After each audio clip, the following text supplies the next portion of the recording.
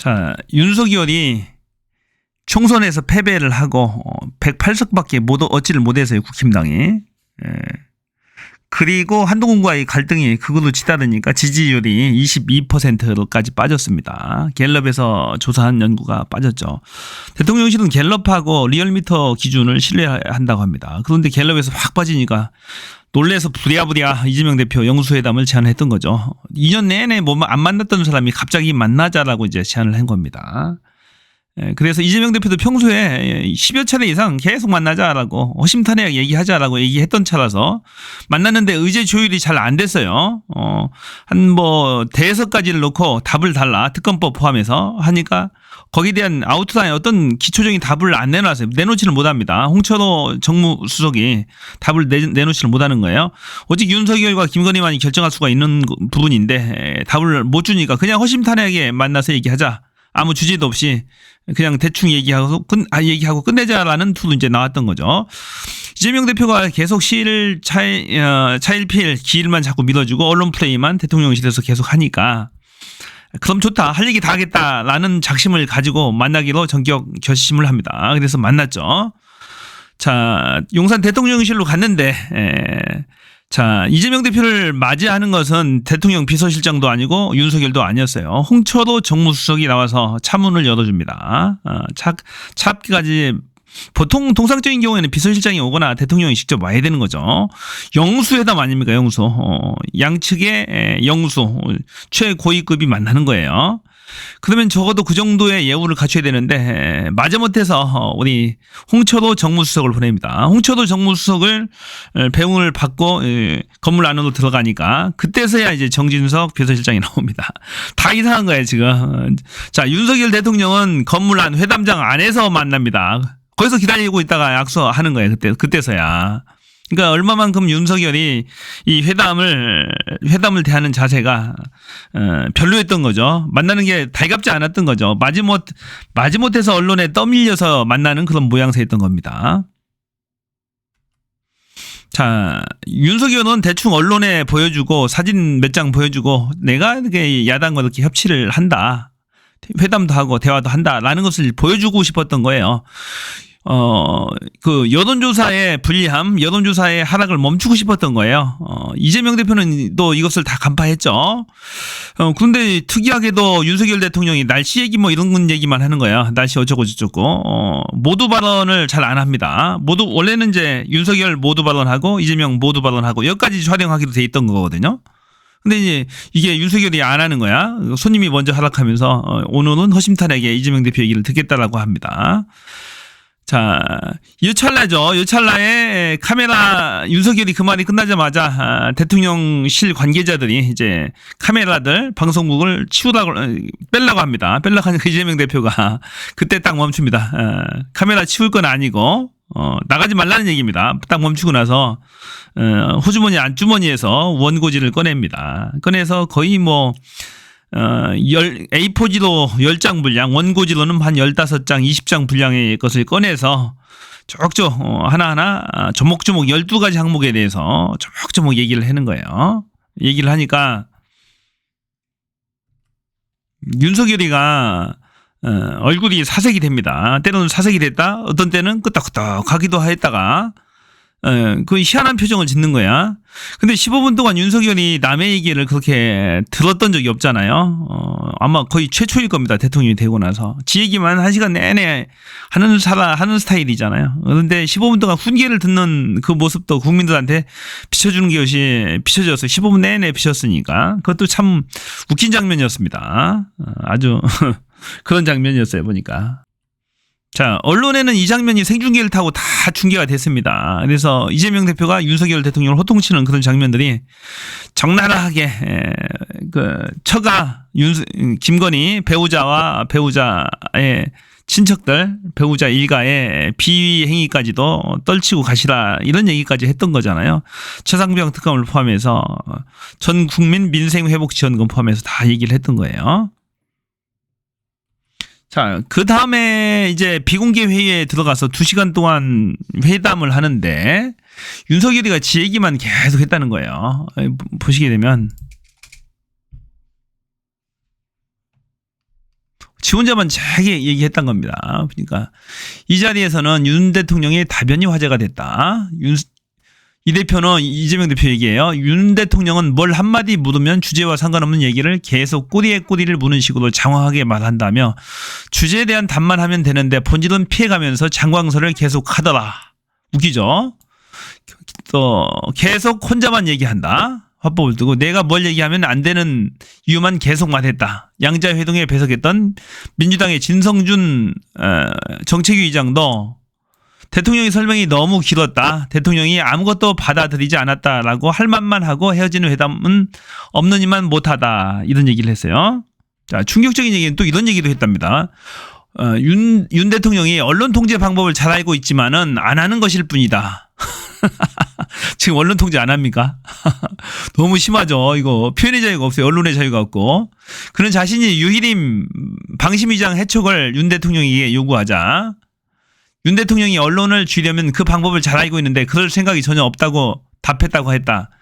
윤 대통령은 사정기관과 언론을 장악해서 임기 초기에 90% 지지율을 기록한들 끝까지 갈 수도 없고 차라리 지금 지가 하는 방식대로 이 상태로 꾸준히 가야 마지막에도 국정 동력을 유지할 수 있다고 답했다. 야, 완전히 이거 좀 미친 것 같아요. 내가 봐서는 윤석열 대통령이 제정신이 아닙니다. 제정신이 아니에요. 지 혼자만 그 다음에 처음에 15분 동안 이재명 대표가 할 말 쭉 했잖아요. 그리고 나서 이제 비공개 회담으로 전환한 거예요. 전환했는데 2시간 내내 윤석열 지 혼자 얘기했다라는 거잖아요. 지금 민주당 측의 발표에 의하면은 그 15% 대 85대 15 비율로 윤석열이 85를 얘기했다고 합니다. 자, 국힘당에서 거기서 반박하는데, 윤석열 대통령 7대 3으로 얘기했다. 70% 정도만 얘기했다. 70%나 85%나 그게 그거죠. 말도 안 되는 겁니다. 국민의 얘기를 듣겠다라고 야당 대표를 회담을 하자고 불렀잖아요. 초청을 했잖아요. 그리고 나서 지 혼자 짓거리인 거예요. 지 혼자 계속 이야기입니다. 이재명 대표가 12가지의 화두에 대해서 얘기를 했는데 몇 가지도 얘기를 못 했다는 거야. 민생 화두 하다가 끝났다는 거예요. 최상병 특검 얘기를 꺼냈답니다. 이재명 대표가 꺼냈는데 꺼내는 순간에 그 대통령실 관계자 같이 참석을 3명이 했었죠. 비서실장도 했었고 그다음 홍보수석 홍철호 홍보수석이 했었고 이도용 홍보수석이 해서요. 이런 그 중에 한 명이 딱 커트를 했다는 거야. 이제 2시간씩이나 했으니까 힘드니까 다음에 만나서 또 얘기하자. 이딴 식으로 이제 얘기를 했다라는 거예요. 그래서 이제 최상병 얘기에 대한 답변은 듣도 못했다라는 거예요. 물론 김건희 특검에 대한 얘기도 하나도 못 들었다는 거죠. 얼마나 기가 막힙니까? 그러니까 내가 봐서는 윤석열이 진짜 환자인 것 같아요. 소통 공감 능력이 한 개도 없는 거죠. 대화 능력 자체가 안 되는 겁니다. 국민들이 듣고 싶어 하는 게 그거잖아요. 최상병 특검 어떻게 할 건지 이재명 대표가 얘기하는 건 알겠어요. 충분히 얘기했어요.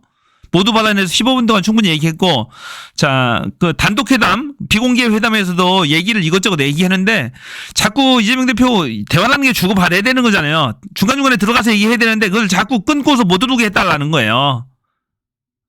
계속 대통령이 계속 강구하게 지 한 얘기 또 하고 지금 이제 워딩 봤잖아요. 한 얘기 또 하고 말에 말꼬리 붙고 사족 중요하지 않은 거 붙고 장황설을 했다. 그런 얘기 안 해.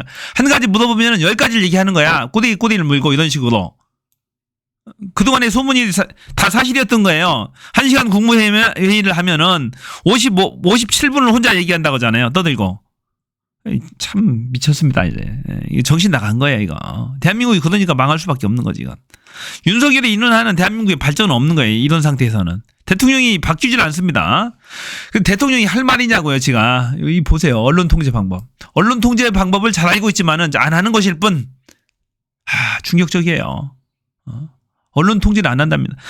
자, MBC가 지금 방통위 선거방송심의위원회와 선거방송심의위원회에서 15건인가 16건 가지고 지금 다 중징계를 받았어요. 근데 소송해가지고 7건, 8건을 다 이겼습니다. 지금 하는 족족 다 이기고 있어요. 이거 미친 거죠.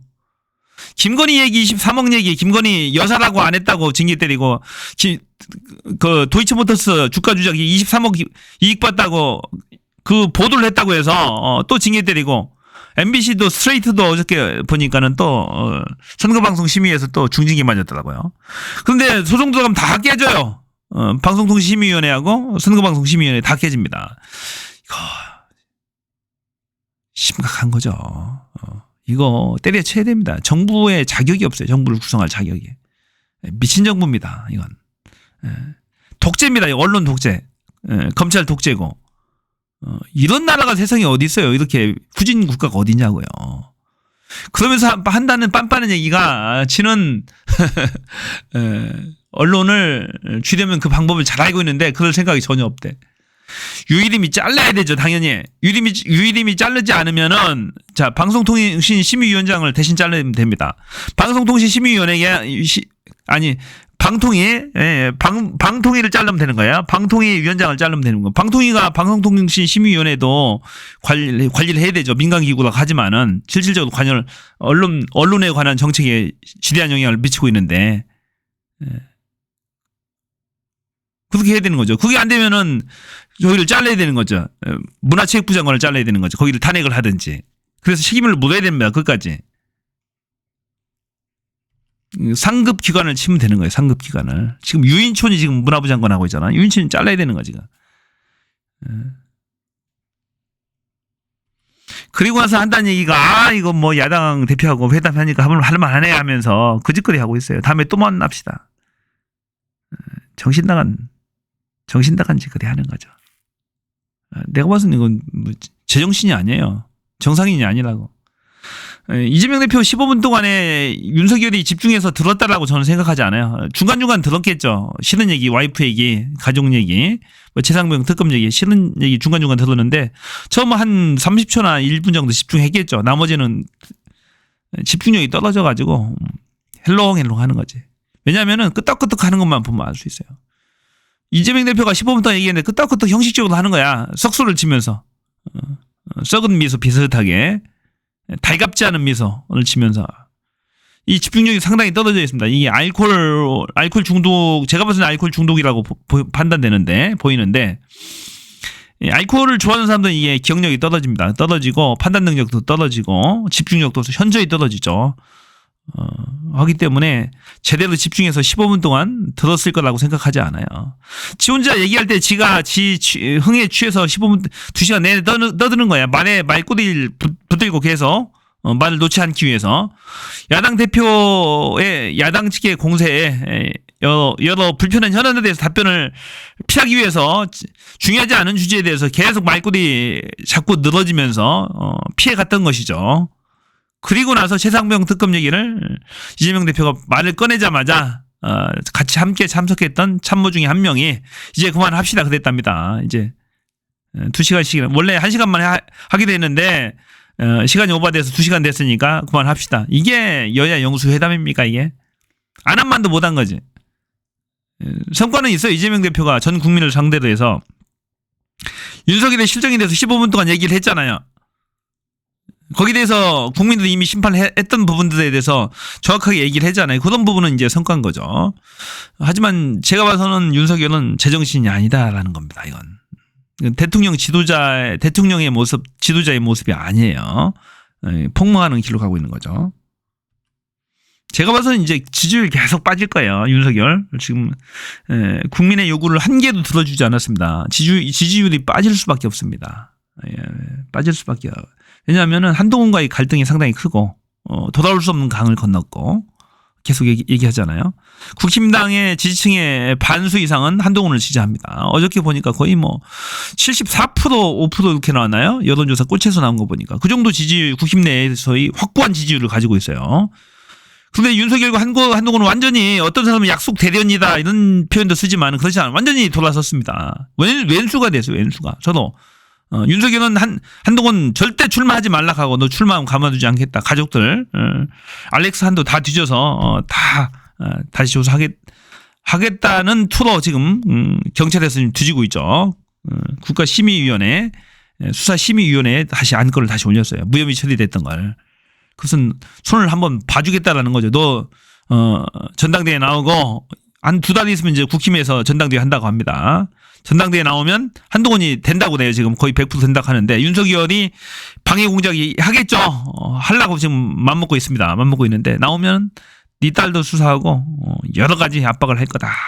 그거죠. 그래서 그런 한동훈과의 갈등이 윤석열의 지지율을 결과적으로 끌어내릴 겁니다. 아예 망가질 정도 끌어내릴 것이고, 조선중앙 동아 세계 신문에서 레거시 미디어죠. 전통 레거시 미디어에서 열심히 까고 있습니다. 윤석열을 지 편이 없어요. 한동훈은 지금 조선에서 열심히 편 들어주거든요.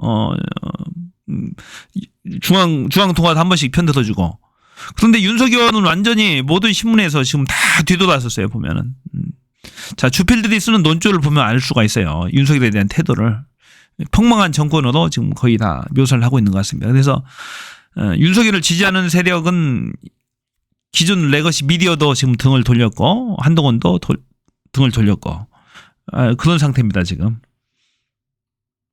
윤석열은 지금 검찰의 힘에 의해서 지금 끌고 나가고 있고, 본인이 장악한 언론의 힘으로 지금 일부 그 강압에 의한 거죠. 자발적인 것이 아니고 방송통신심의위원회, 선거방송심의위원회를 통해서 장악하고 있는 거죠.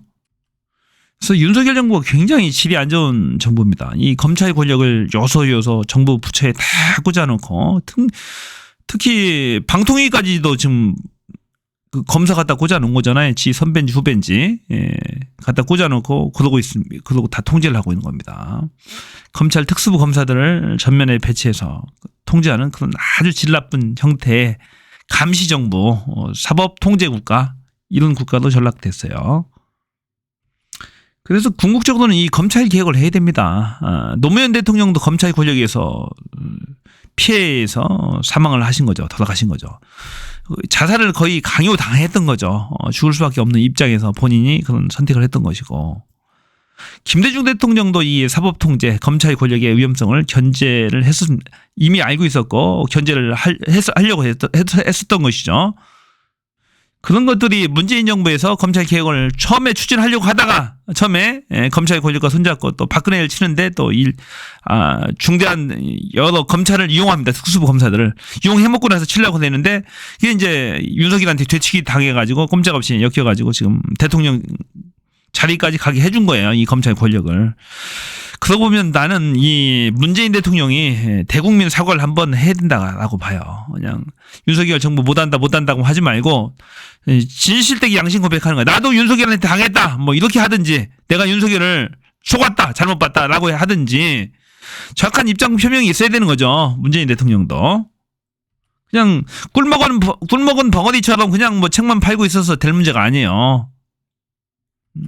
본인이 싸놓은 똥을 치울 줄도 안 해야 되는 거죠. 나도 윤석열한테 진짜 당했다, 그 내막을 속속히 다 공개를 해야 되는, 어떻게 당했는지, 뭔 일이 있었는지, 윤석열 김건희 부부를 뭐 집에까지 초대를 해서 문정숙 여사와 같이 식사 대접까지 하면서 검찰총장을 맡아달라고 했는지, 왜 속아서 그런 짓거리를 한 것인지 하나하나 다 밝혀야 되는 거죠. 그런 것들을 진짜 그러면서 국민들한테 사죄해야 되는 거야. 나의 잘못된 판단에 의해서 온 국민이 고통을 받고 있는데 진짜 죄송합니다 하고 진실된 참여를 해야 되는 거죠.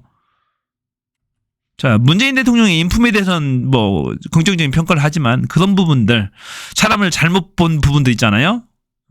홍남기라든지 김현미 국토부 장관, 또 홍남기 기재부 장관, 이 잘못 써가지고 계속 폭망한 거잖아요. 부동산 정책을 50번 넘게 수정하면서. 홍남기 마찬가지고. 그럼 윤석열하고 대표적으로 잘못 쓴 사람들이잖아요. 그 사람들이 세 사람이. 그래서 대한민국을 지금 말아먹고 있는 거 아닙니까? 정권도 뺏기고 완전히 30년 40년 뒤로 후퇴시켰어요, 국가를. 그런 거 보면은 하나도 한 게 없는 거야. 다 후진시켰으니까요. 그래서 문재인 대통령의 치적이 완전히 다 가려지는 거죠. 완전히 마이너스가 더 많은 거예요. 그런 거 보면은. 참 대한민국의 미래가 정말로 좀 안타까워요. 약간 암울한 측면도 있고요. 대통령의 권한이 워낙 대통령제 중심 국가에서 세기 때문에 앞으로 많은 경랑이 예고가 돼요. 예상이 돼요. 이 대통령의 권한을 박탈해야지 윤석열의 권한을 정지를 해야 되는데, 그러기 위해서는 여당 국회의원들의 협조가 필수적으로 필요합니다. 스스로 내려오지는 않을 거니까요. 그래서 한 가지 딱 방법이 이거밖에 없어요. 윤석열의 지지율이 계속해서 추락하게 되면 국힘이 윤석열을 버리게 됩니다. 그때는 2년 후에 지방선거가 있거든요. 지방시장들 다 선거해야 됩니다. 지방의원들 다 선거해야 됩니다. 이대로 가면 폭망입니다. 또 국힘당은 하기 때문에 스스로 그때는 버리게 될 거예요. 그래서 윤석열의 지지율이 폭락하는 방법밖에 없어요. 안타깝게도 지금은. 그래야 국힘이 8표 이상의 반란표가 나오게 된다. 그래서 특검법이 통과되고 탄핵을 하든 개헌을 하든 하게 된다. 이외의 방법은 없는 거야. 윤석열 지지율 폭락만을 대한민국 국민으로서 받아보고만 있어야 되는 이 심정이 너무 안타까운 거예요. 그동안에 이 혼란이 너무 고통스러운 거예요. 지금. 이걸 즐길 수도 없고 그렇다고 이 나라가 망하는 것을 보면서 즐거워할 수도 없고 참 딜레마입니다. 딜레마.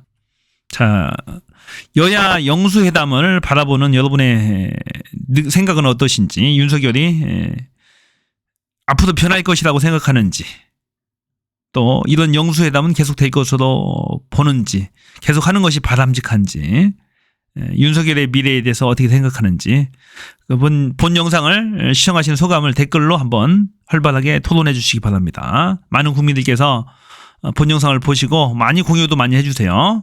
제가 알고 있는 많은 정보들을 저는 이제 말씀을 드리려고 했던 거니까 보시고요. 저는 다음 컨텐츠에서 또 찾아뵙겠습니다. 고맙습니다. 저는 비였습니다. 많이 공유 많이 해주세요.